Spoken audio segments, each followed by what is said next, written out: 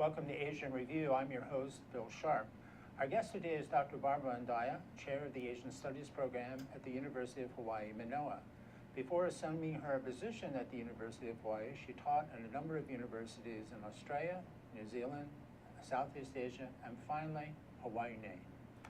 As you might guess, she has a wide number of publications to her credit. Our topic today is the historical position of women in Southeast Asian societies and their relative equality compared to the women of Northeast and South Asia. Welcome to Asian Review. Thank you, Bill. It's great to have you here. Well, first of all, tell us about the Asian Studies program. Well, the Asian Studies program at the University of Hawaii has a long history. It's grown from being quite a small program to being rather large.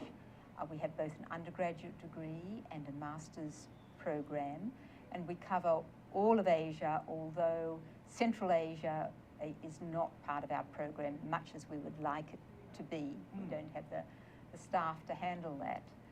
But our students graduate, we hope, with a fairly strong regional understanding of Asia generally. They are required to do some Asian languages, so they know certainly a lot more than the man in the street. And just last week, I showed my undergraduates a film on East Timor. Mm-hmm. And Bishop Bello, who, of course, in 1996 won the Nobel Peace Prize. And it was a very good film and really showed, brought to the fore, I think, the events in a country that most people in Hawaii and probably the United States had never heard about, couldn't locate on a map if they tried. But I could see from the responses that the students learned a great deal, and when I asked them afterwards in interviews, they all said, they really liked learning about something that they didn't know about before. And I think that's part of what we're doing. We also have a very strong study abroad program. So we encourage students to go overseas and study, and the graduate students are not always, rarely local. Our graduate students come from all over the world, and we've just signed a new agreement with Beijing University of Foreign Studies to admit their graduate students as well. So we're trying to expand internationally in that regard. So a lot of things happening, a lot of changes.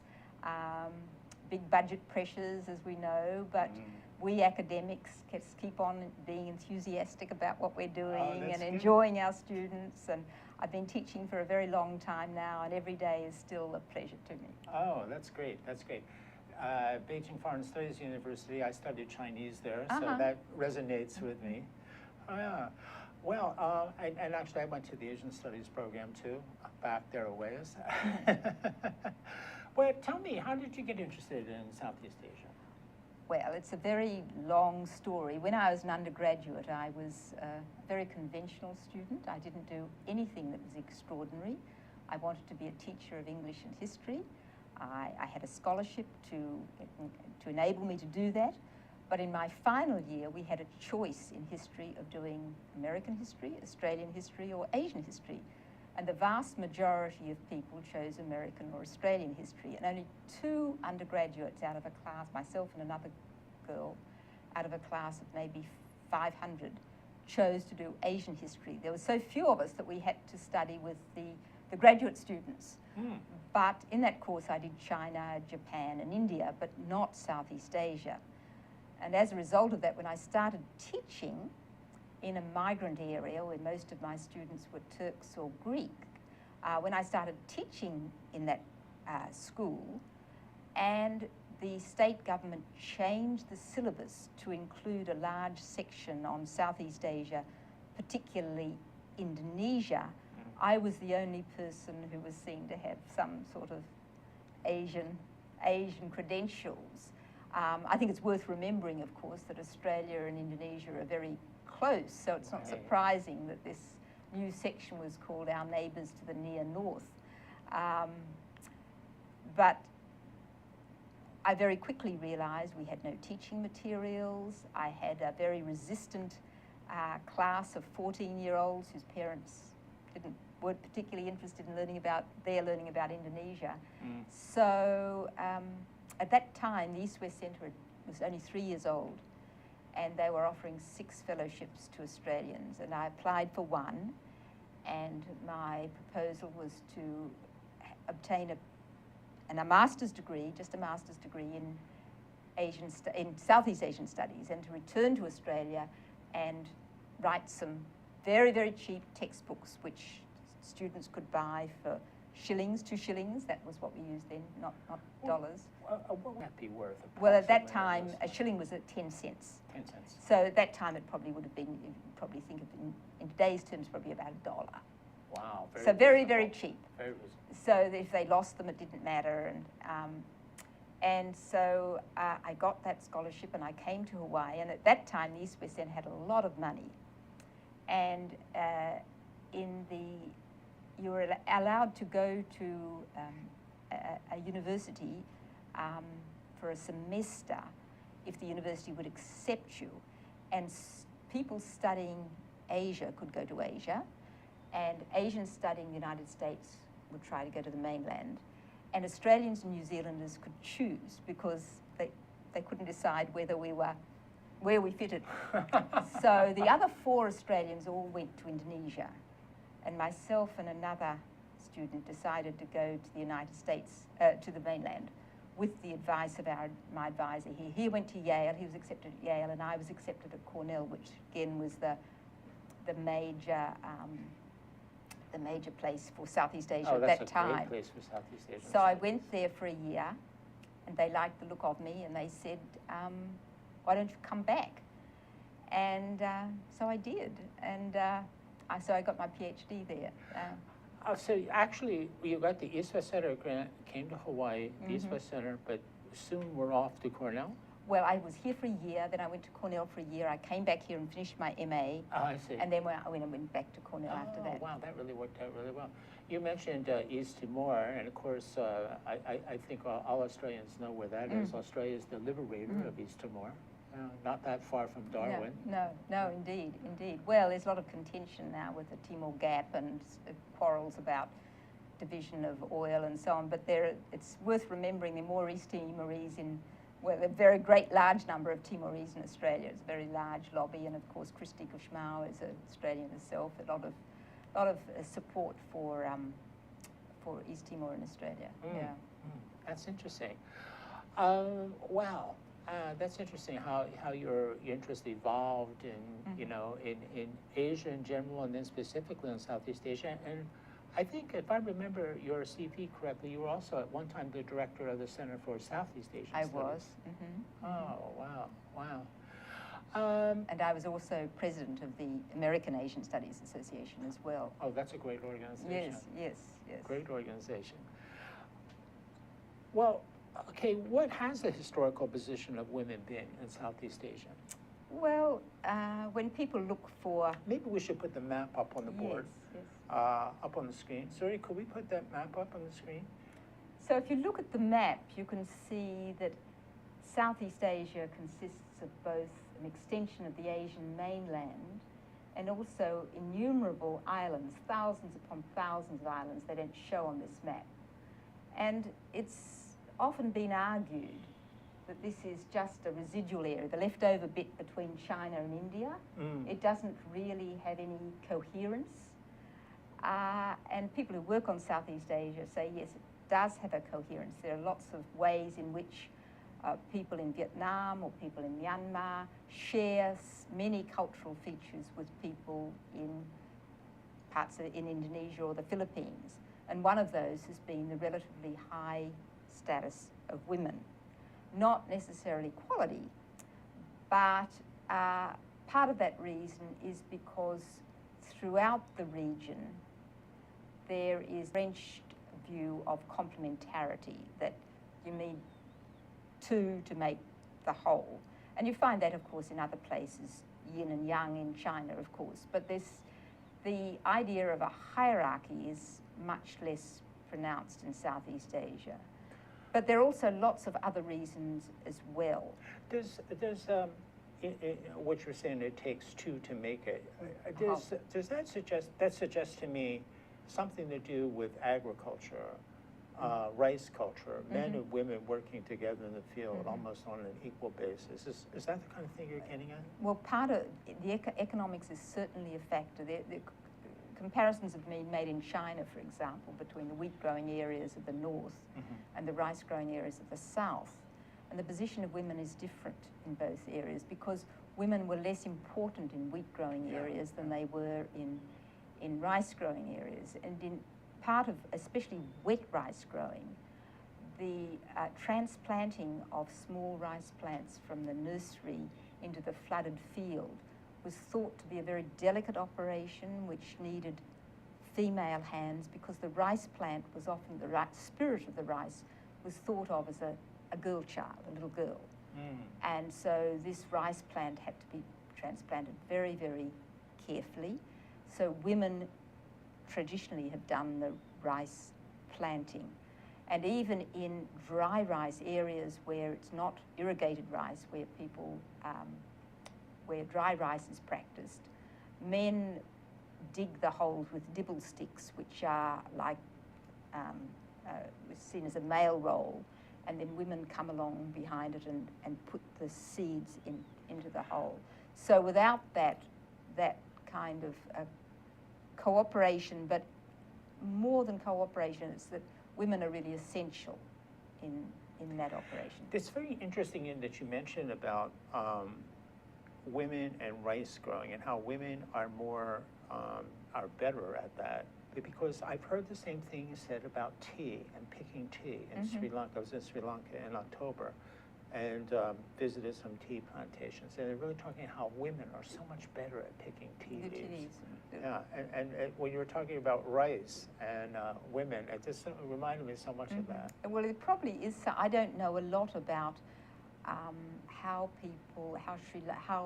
indigenous ideas towards the tea plant, ideas of spirits permeating plants are usually associated with indigenous or really indigenous crops. For example, peanuts are not particularly seen as having a spirit, even though women might be good at picking peanuts, then it's not. So rice has a particular status, and I'm not sure whether the picking of the tea is somewhat, women are supposed to be better at computer, assembling, working in a computer factory, nimble fingers and so forth. So I think the rice, the involvement in rice has a different character. I think it's not just that they've got delicate hands. It's deeper than that. I see what you mean, though, in China about the rice-growing areas in the south versus the wheat-growing areas in the north. The wheat, I never thought of that as a kind of agricultural endeavor that involved women very much, actually. But, Southeast Asia is a relatively, well, I don't think relatively, but pretty diverse area. So how would you assess the relative degree of equality? Say, like, is it higher in, say, the Philippines than maybe it is in Vietnam, or? How would we rank them? I think that it would be the son preference. Indeed, Vietnam is the only country that registers a preference for sons. A significant statistical preference for sons, and I think that must be seen as part of the Confucian Chinese tradition. The influence of that on Vietnam, because Vietnam was colonized by China for 1,000 years, and it was a very close neighbor, and so on and so forth. Elsewhere, and part of it is because the economic role of women goes further than just rice growing. Women do all the marketing. Women control the markets. And I remember going to places in India and Bangladesh, and I was really shocked to see that men were selling fruit and vegetables. From my experience in Southeast Asia, that was always what women did. And so there's the practice of bride wealth, that is, that when a young man married, he essentially had to buy his wife. He had to give gifts to his, very substantial gifts to his parents-in-law to compensate them for the labor that they were presenting to him. This is in Southeast Asia now. In Southeast Asia, yeah. So not everywhere, but it's very, very wide. So in fact, the more daughters a man had, the richer he would be. Mm. Mm. So it eventually comes down to the fact, is the birth of a daughter a disappointment or not? And in much of Southeast Asia traditionally, of course people liked a mix of children, but having a daughter was not a problem. The dowry system was not an issue as it was in India.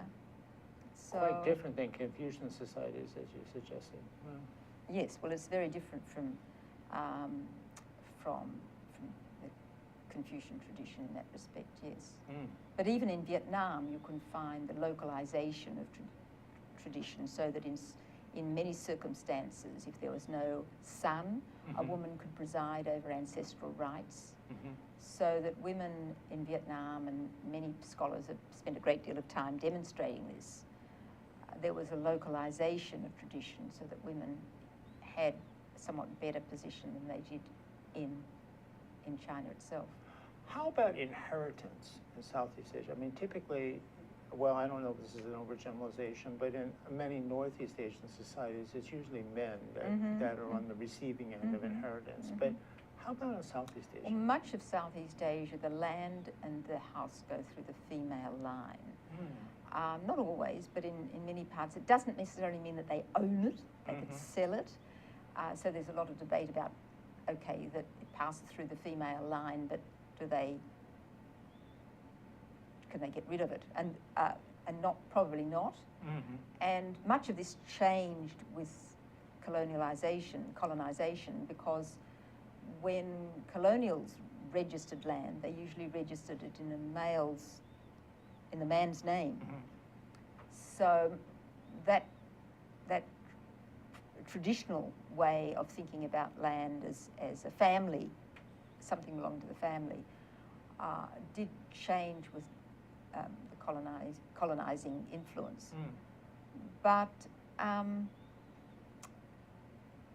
still, I think and in Vietnam, since you were talking about Vietnam, women did inherit, but less than their brothers. So women's inheritance was certainly there, but probably in many cases less than a male's. But certainly they were not excluded. And women had their own, especially because they sold in the markets, they had their own incomes. They were independent. That meant they could leave their husbands if they wanted to. They're not financially dependent on their husbands, at least women outside the elite. The elite is probably, in a sense, a different matter. The elite. Now, that's something I want to talk about, but we have to take a break here. You're watching Asia in Review. My name is Bill Sharp. I'm your host. My guest today is Dr. Barbara Andaya, Director of the Asian Studies Program at the University of Hawaii, Manoa. And we're talking about the relative equality of women in Southeast Asia as compared to women in Northeast Asia and South Asia. We'll be right back. Here's the deal. I'm Jay Fidel. I'm the host of Hawaii, the State of Clean Energy, which is the Energy Policy Forum's program on Wednesday. That's how we call Wednesday Energy Wednesday. We call it Energy Wednesday every Wednesday. Are you surprised? Okay, and we get guys like Jim Alberts here from Hawaiian Electric who can tell us what's really going on in energy. We want to be informed. It's so important. It's the most important initiative in our state. Clean energy is major, okay? And that's why we cover it on this show. That's the deal. What do you think, Sharon? I think that's great. That's why we're here every Wednesday from 4 to 5, and we hope you all join us so we can hear people like Jim coming on our show and co-host Ray Starling from Hawaii Energy. Okay, Jim, you've been here today. You've seen this. You heard what she said. What do you think? I think it's a tremendous opportunity for people to come together and talk about the issues. Oftentimes there isn't a good forum to bring these key issues out into the public, and this is a tremendous way to go about it. And the activity of this show is essential to keep talking about energy, because as you said, it's such an essential part of our lives that we need to pay attention to it, and we need to think about the future. Okay, Ray, your turn. Well, this is a special time in the history of Hawaii where we're making some pretty radical changes in the way we use energy and generate energy. And this show is the one place you can count on coming to every Wednesday and hearing something about the latest issues that are on the table, being discussed, that will affect us all going forward. So come join us, and if you have some ideas you want to share with us about energy, give us a call and let us know. We'll put you up here and let you talk for an hour. So come see us. Thanks, Ray. Thanks, Sharon. Thanks, Jim. It's great to be, from Think Tank's point of view, it's great to have this show. We love the show. It's our most important show. So come around and listen to us 4 to 5 on Wednesday. Thanks a lot. Bye. Aloha. Aloha. Welcome back to Asian Review. I'm your host, Bill Sharp. My guest today is Dr. Barbara Andaya, Chair of the Asia Studies Program at the University of Hawaii, Manoa. And we have been talking about the relative equality of women in Southeast Asia as compared to their sisters in Northeast Asia and South Asia. And just before the break, we were talking about elites, elite women. And during the break, I happened to mention to our guest a few names I had written down. Aung San Suu Kyi, President Cory Aquino. I think a lot of people in Hawaii certainly remember her. President Megawati Soekarno-Putri, former president of Indonesia. And then another figure who was in the news quite prominently up till recently, and that was Prime Minister Yingluck Shinawatra. So did they get their positions because of relative equality in their respective societies, or because of their class, their elite status? Well, I think there's clearly a willingness to accept women as leaders, which is not the case. I mean, America still has not yet had a female president. America's lagging in this respect, isn't it? I mean, South Korea has a woman that's president. There's been a prime minister of France, although she didn't last very long. There's a chancellor of Germany. There's been a prime minister of Australia, a prime minister of New Zealand. And I mean, America's getting kind of behind the 8 ball here. So, but if you actually look closely at these women all the women that you've named, they're all either wives or sisters or daughters of famous men. Mm. So that does make a huge difference, I think. It doesn't mean that they can't stand on their laurels, that doesn't mean that they don't have merit themselves. Mm-hmm. But I think, for example, if we take Megawati Soekarno-Putri, now her father, Sukarno, the first prime president of Indonesia, was a magnificent speaker. I've heard people say that when he spoke, he would you could hear a pin drop, and that's very unusual in an Indonesian audience. Mm. But his daughter didn't have that kind of charisma. Mm. So, indeed, I think some of them, whether Yunlok has that, I think she's basically there was basically there because of her brother. Cory Aquino was the widow of a very respected president. I think the one, so, no, I don't think they only got there because of equality. I think of course, their class made a difference. The fact that most of them had studied overseas or had credentials that ordinary people didn't have. Mm. They could call on a big band of supporters from their fathers or brothers or male relatives. Mm. But it's always the problem for women who get in that position because the expectations are quite high, and they have to be a president or a prime minister for the entire country, not just for women. And often then they disappoint women's groups because they appear to have done relatively little. The one area where women perhaps I think could succeed is Vietnam, because there were women who came to the fore during the revolutionary period as fighters, as guerrillas, who were able to achieve some sort of fame or some sort of status, regardless of who their father was or who they were related to. So I think that can make something of a difference. But politically, these women have to have a political career to get to that position. And it's been very difficult to encourage Southeast Asian women to really enter the political sphere. Why is that? Politics is a very dirty game, I think, and for a lot of people, why would you put up with all this kind of backstabbing? And, Something like it is here. they say that you need about 25% of female representation to actually begin to make a difference in politics. That's a figure that I've heard. And So in a parliament, there should be 25% about 20, of at representatives least 25% women. should be. And Indonesia, for example, has mandated, it would like 30%. And it's tried to get its political parties to field a percentage of women. But fielding women in seats that they can win is not easy. Because women can be put on a list, on a political list, but they might be put up for places where they're probably not going to win. It's a very interesting point you mentioned, because I think you know that about a week ago I was in Taiwan. I just got back the Monday before last, and I had several interviews with prominent political leaders in Taiwan, and one of them was the former vice president, who happens to be a woman, former Vice President Liu. And she also makes no bones about it, very proud of it. I am a feminist. She's very frank and very straight and very to the point.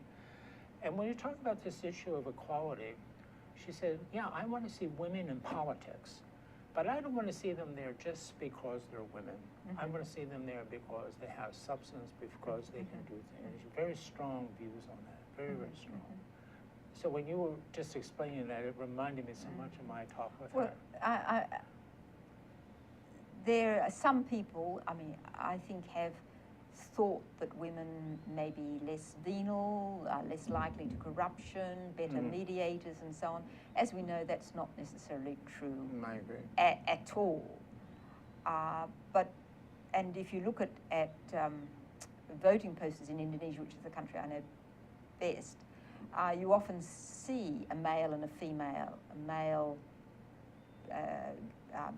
standing for election as the bupati, and a woman as his deputy. There have been women who've done very well in those local positions, because it does demand a lot of mediation, compromise. But it's very hard once you get into that area to avoid the issue of corruption. Very, very, very difficult. And accusations can be made all the time. And questions of traditional ideas, of helping your family, of receiving presents from grateful people or giving presents, it's very easy to invoke those perceived transgressions and to use them against somebody if you want to get rid of them or if you don't like them. I see exactly what you're saying. Now, I'm more familiar with Northeast Asia than other parts of Asia, although I like to think I have a pretty basic understanding of issues across Asia. But if I look at South Korea, if I look at Taiwan, if I look at China, where there have been corruption cases at the highest level, I often have the impression it's been the leader's wife who's sort of sparked it, and it kind of, oftentimes behind their husband's back, kind of used his name to get this or to get that. Does that sound fair? Do you see that sort of phenomena in Southeast Asia? I think I think in some cases it's certainly true. I can think of several cases where indeed there's a kind of greed or people looking after their family and so on. However, I do think that most people want to believe that their leaders are good. Yeah, I think most that's true people too. want to believe that these men in power are like their fathers, who will look after them and care. So it's very tempting to find somebody else to blame Right. for that. So I do think that that's a factor. Again, in Indonesia, during the Suharto regime, his wife, Ibu Tin Suharto, she was often called Ibu Tin% because it was claimed that, but so she was frequently blamed. Same thing with the Prime Minister of Malaysia at the moment. Oh, is that right? Yes, Oh. yes, but and in many cases it's true, but it doesn't mean that their husbands should be let off the hook. I've talked to some people about this, especially in the case of Taiwan, the former president, Chen Shui-bian, he's on parole. Was serving a 20-year prison term for corruption. And people have said, well, you know, it might be the wife that instigated the activity, but they probably couldn't have gone real far without the husband's approval or imprimatur or whatever, and I think that's probably fair. You know, I was thinking about Imelda Marcos, too. Yes. I mean, she was the lady with how many pairs of shoes did she have? 3,000 shoes or something like that. That was quite a team. Yes. Well, it was, I mean, I think the publicity given to Imelda, her gowns, her shoes and so forth, has sometimes obscured the fact that her husband abused his power in very, very significant ways.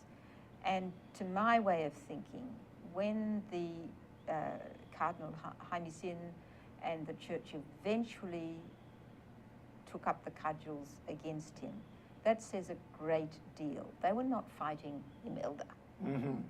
They were, the church had seen the abuses at the very lowest levels, the bottom of society, the unfair imprisonment, the rising poverty, the injustice. So I think somehow the shoes and the gowns have kind of overshadowed the real issues. That's fair. And unfortunately, I think sometimes the media latches on to Plays these. onto that thing, kind of thing. I think that's a fair comment. Well, generally speaking, what can we say? Southeast Asia, as you said before, is so diverse, but if it's possible to make any kind of generalizations, let me try this question. What's the role, or what has the role, of women been in Southeast Asian literature? Literature? As writers, you mean, or as figures in literature? Well, let's say as figures in literature. They're always prominent. They're always, but there's such a multiple range of different kinds of literature. Whether traditional literature, women were often presented as fulfilling the ideal role, because of course in most Southeast Asian societies, the literate elite were a very small percentage of the society. Sure. So they produced texts where the women were presented in traditional roles. Of course, that's changed considerably over the years. And maybe I should ask the question like this, since you said Indonesia is the real focus of your research. In Indonesian literature, how are women generally portrayed? But again, that's Indonesia is a huge place. Sure. And there are many different kinds of literature, but I think, and it depends on the period that you're talking about, but I think if I had to make a generalization, I would say that in Indonesian literature, they are presented as people with their own mind and making their own decisions and having positions, and when they are leaders, being able to make decisions, to exert influence.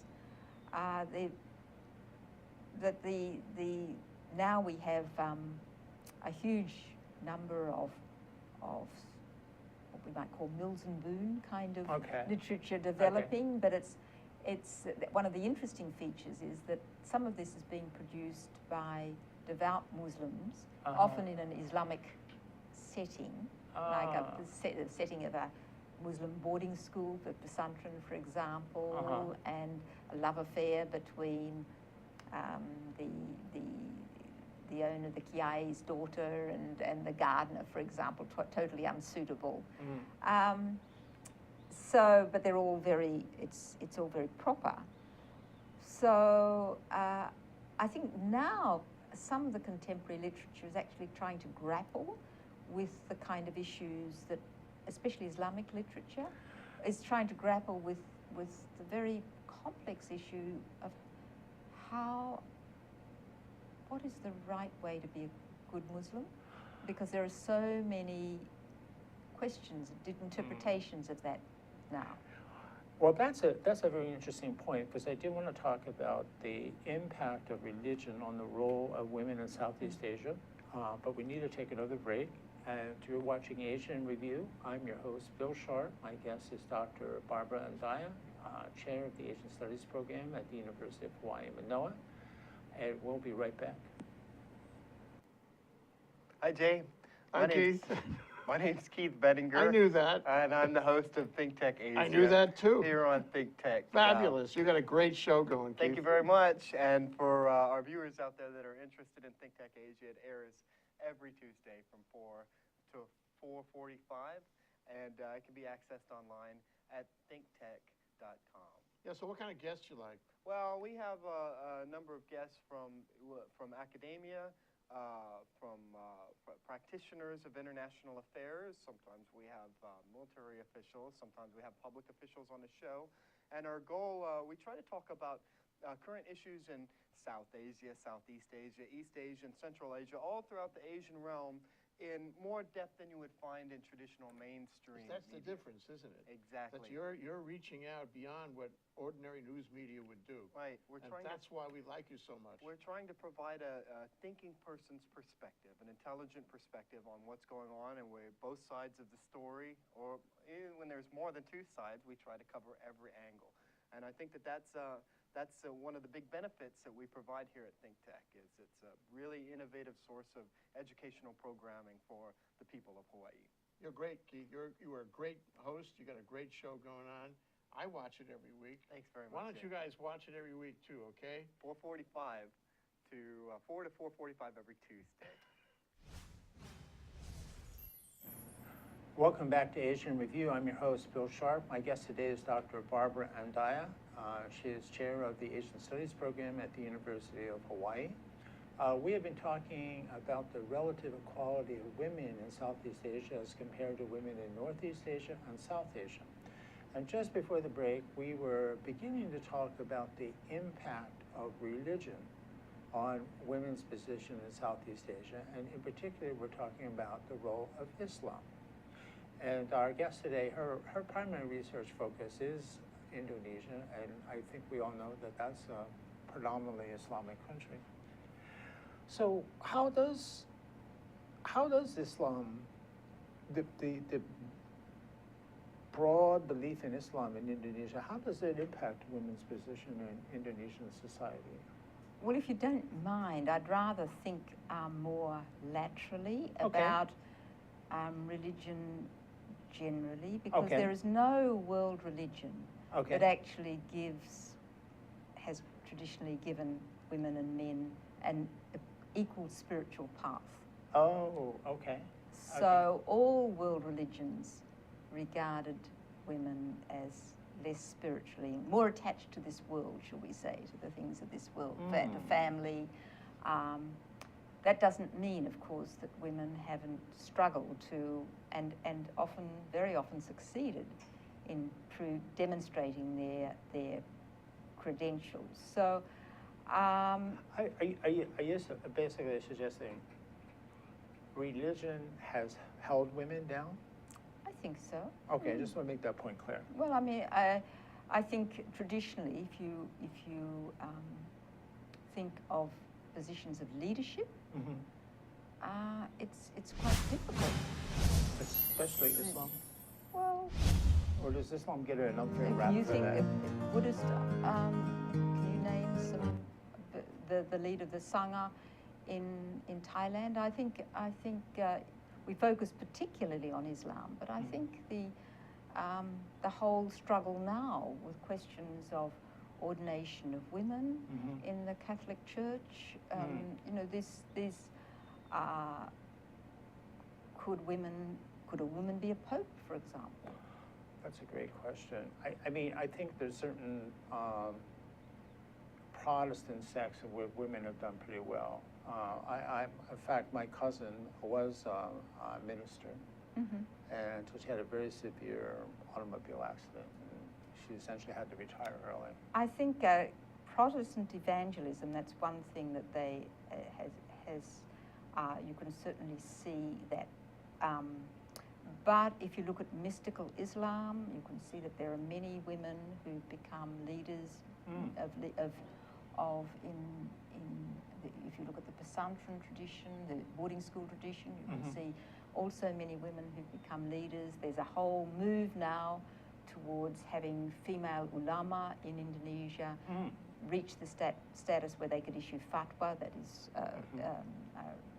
rulings, Islamic rulings, which are not binding.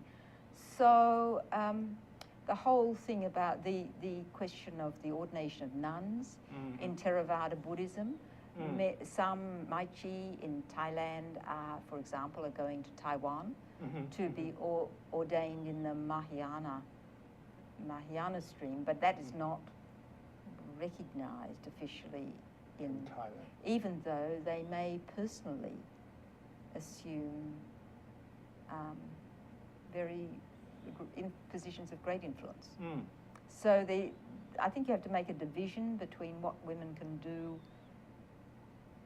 themselves at a personal level and what is the official position of the church or the organization, whatever it might happen to be. Well, I'm glad you brought this point up, and is that we perhaps think that Islam is very strict about women, but actually in Indonesia, that's not necessarily the case. I think that's the point that we constantly emphasize. The media concentrates on a certain stream of Islam, which is very different from that practiced in Indonesia, which has been known, Indonesia and Malaysia as well, which has been known for its liberal views. Right. The exception, there is I must say, an increase in religiosity, public religiosity, a greater concern in the last, I would say, 15 years or so. About in Malaysia? In Malaysia and in the Islamic world more generally, outside, about gender relations. And in Aceh, for example, which has Sharia law, those regulations are policed. We'll have to see what happens in Brunei, which has just introduced Sharia law in a 3-step process. So right now it seems to be limited to closing restaurants on a Friday at noon and enforcing mosque attendance. But Kawat, the relationship or being in the same room or in the presence of somebody to whom you are not kin is on the cards too. So. Coming down to our last minute here, time always goes by so fast. There's always more to talk about than we have time. But if possible, in 30 seconds, maybe that's a little unfair, but could you say something about the role of women in Southeast Asia in science? Is that an area that appeals to women in Southeast Asia? I can't. It depends what particular branch of science you're talking about. For example, I can think of many archaeologists who are women, but I would have to say that science, I suppose in Singapore, and what branch of science were you thinking about? I was just thinking about science in general, and actually maybe technology, engineering, those kinds of things. It's often said in this country that women are not well represented in those areas. Well, I think it's probably true there as well, although you find fields where, like accounting, most women in Malaysia now, most accountants are female, if you go to accounting classes. because it's very easy to combine with childcare and so on. So these things change. Great. Well, thank you very much for being with us today. You gave us a lot of things to think about. And thank you very much for joining us today. We'll see you next week. Our guest next week will be Ambassador Ray Burkhart. He started his foreign service career in Vietnam and also ended it as ambassador. 40 years after the capitulation of the government of Vietnam should be a very interesting session. We'll see you then.